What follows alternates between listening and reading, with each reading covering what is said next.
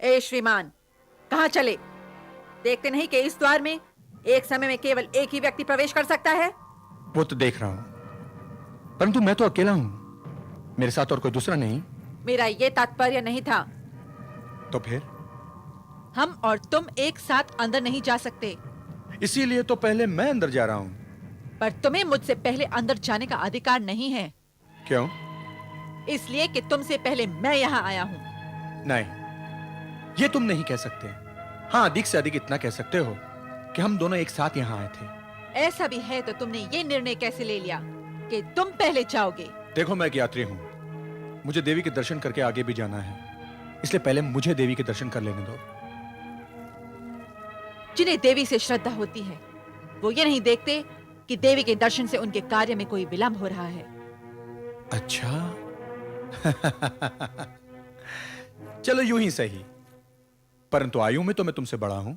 इसका अर्थ ये नहीं कि बड़े छोटों के अधिकार को छीन ले। हाँ, और अधिकार मांगने का अर्थ यह भी नहीं कि बड़ों का अनादर किया जाए। आप दोनों यूं ही लड़ते रहेंगे या आगे भी बढ़ेंगे? देखते नहीं भक्त जनों की भीड़ बढ़ती ही जा रही है। श्रीमान जी, मैं तो स्वयं अंदर जाने के लिए व्याकुल हूं, परंतु ये बालक मेरी राह रोक के खड़ा है। मैंने इन्हें इसलिए रोका क्योंकि ये मुझसे पहले अंदर जाने का प्रयत्न कर रहे थे, जबकि मैं पहले यहाँ आया था। ये सत्य नहीं है, पहले मैं आया था। देखो भाई, इस प्रकार झगड़ा करने से कोई लाभ नहीं। तुम दोनों हम सबका समय नष्ट कर रहे हो। ठीक है, तो फिर इनसे कहिए कि पहले मुझे अंदर जाने दें।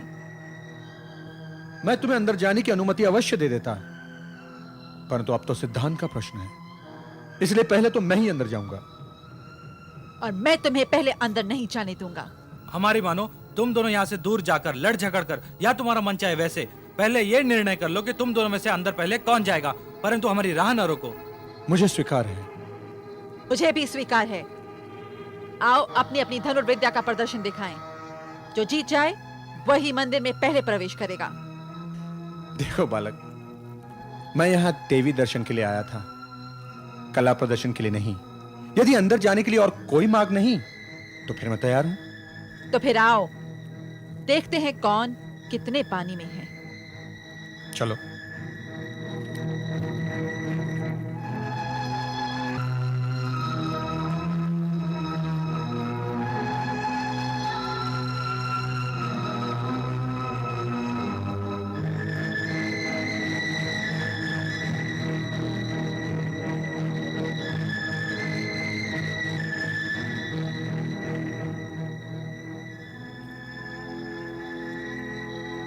हम में से जो भी अपने बाण से इस आंख की पुतली को भेद देगा वही विजयी माना जाएगा।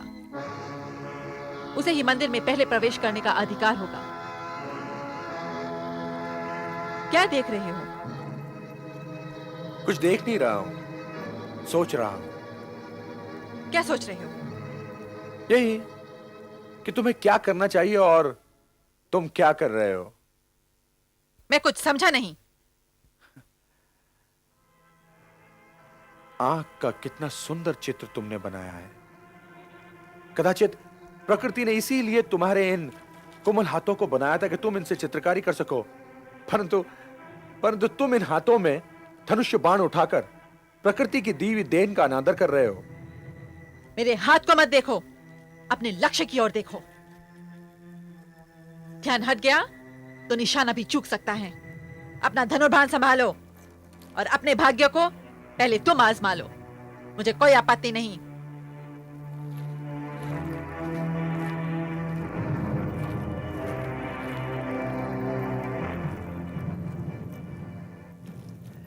बालक, मंदिर में तो प्रवेश पहले तुम करना चाहते थे ना, तो फिर यहां इतनी उदारता क्यों दिखा रहे हो?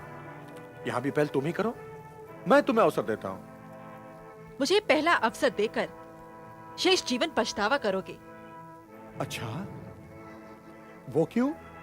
क्योंकि अगर मैंने लक्ष्य भेद दिया तो फिर तुम्हारे लिए शेष क्या बचेगा? कोई बात नहीं, जो बचेगा उसे मैं अपना भाग्य समझ लूंगा। ठीक है, तो फिर देख लो।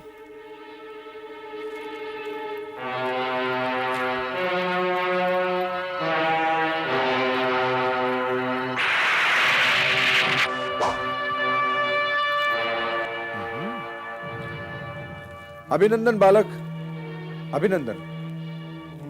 परंतु तुम्हारा कोमल शरीर और तुम्हारी क्षमता आपस में मेल नहीं करते हैं। फिर भी तुम्हारा लक्ष्य भेदन प्रशंसा योग्य है।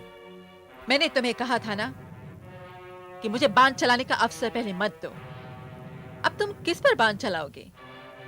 तुम्हारे गुरु ने तो तुम्हें बताया होगा कि लक्ष्य केवल एक होता है। नहीं बालक, मेरे गुरु ने मुझे यह बताया था कि यदि बाण चलाने की कला आती हो तो लक्ष्य अपने आप जन्म लेता है। और वैसे भी संसार में लक्ष्य बहुत हैं। तुम्हारे बाण ने लक्ष्य का भेदन अवश्य किया है, परंतु अब तुम ये देखना बालक कि मैं तुम्हारे इस बाण के साथ क्या व्यवहार करता हूं।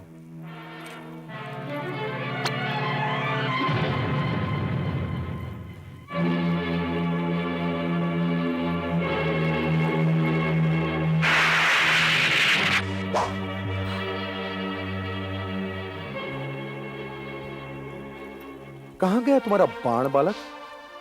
अब तुम यह भी नहीं कह सकते कि तुम्हारे इस लक्ष्य को मेरे बाण के अतिरिक्त और किसी के बाण ने भेदा होगा। अब मैं मंदिर की ओर प्रस्थान कर सकता हूं ना? नहीं। क्यों? ये निर्णय कौन करेगा कि तुम जीत गए और मैं हार गया? बाण तो मेरा भी लक्ष्य पर लगा था। बात तो तुम ठीक कह रहे हो। एक काम करो, मंदिर पहले तुम चले जाओ, मैं तुम्हें इसकी अनुमति देता हूं। मुझे अनुमति नहीं, अधिकार चाहिए। चलो यूं ही सही, मैं अनुमति शब्द वापस लेता हूं और तुम्हें अधिकार देता हूं। अधिकार दया से नहीं लिया जाता, क्षमता से लिया जाता है।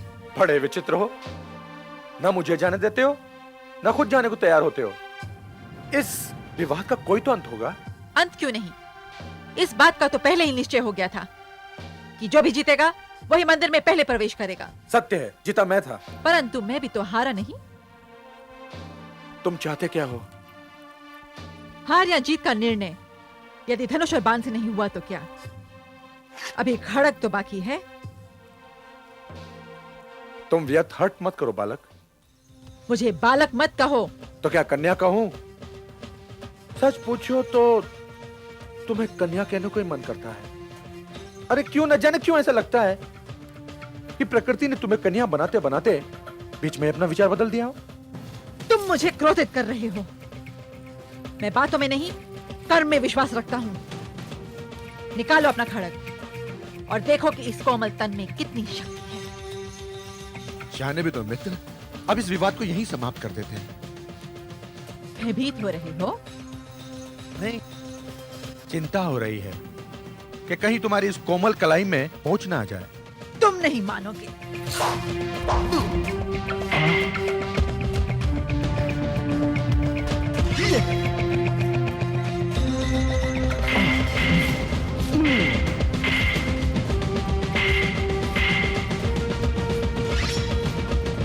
वाह बालक।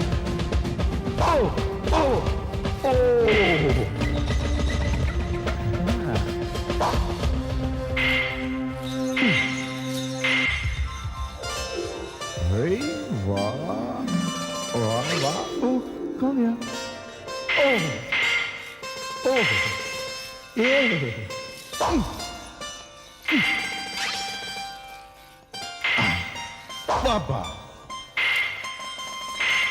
ओह ओह, बहुत अच्छे, वाह बालक, और कोशिश। कैसे बालक? वाह बालक, बस बस बालक, बहुत हो गया।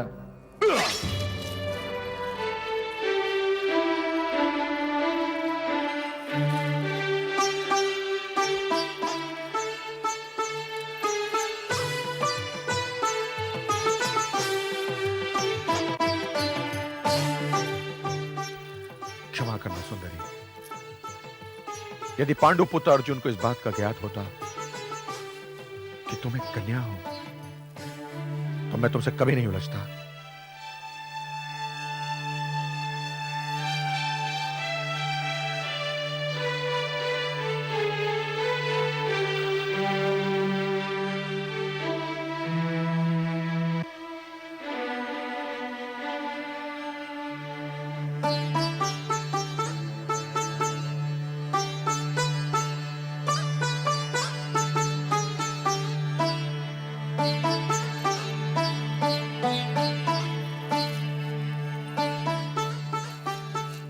माता, आप तो जानती हैं कि यह भूल अनजाने में हुई थी। मैं तो कभी किसी कन्या का अनादर नहीं कर सकता, और सच पूछो तो मुझे पता ही नहीं था कि वो कन्या है। आप तो अंतर्यामी हैं माता। आप तो जानती हैं कि मैं इंद्रप्रस्थ की मित्रता की खोज के अभियान पर निकला हूं। मुझे आशीर्वाद दीजिए माता, मुझे आशीर्वाद दीजिए कि मैं मणिपुर के नरेश को अपना मित्र बना सकूं, अपनी सद्भावना का उसे विश्वास दिला सकूं। माता, मुझे आशीर्वाद दीजिए